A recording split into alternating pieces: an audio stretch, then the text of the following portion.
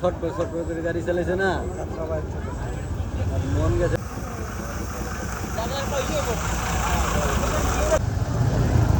তাকে চিনি না ও মেয়ে দূর থেকে আছে উঠছে নাতি ধর মেয়ে ধর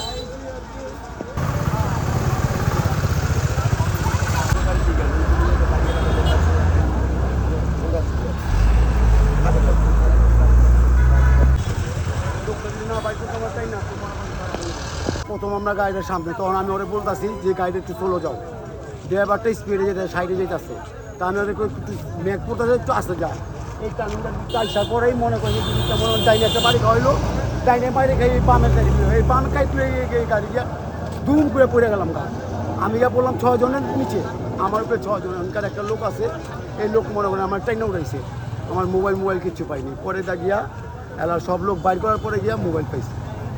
মানে আমি একটা বিকট আওয়াজ শুনলাম, তারপর দেখলাম যে গাড়িটা বাইরে পড়ে গেছে। তারপর আমি জানলা দিয়ে বাইরে বাইরে লোকজন বাই করছি।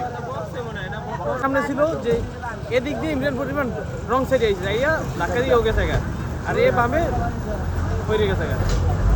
আমাদেরকে কল করা হয়েছে বাস অ্যাক্সিডেন্টের খবরে, 0 পয়েন্টে বলা হয়েছে। আমরা ওখান থেকে বরিশাল সদর থেকে আমাদের যে ইটি গাড়ি আছে, ইটি গাড়ি নিয়েই আমরা মূলত এখানে এসেছি।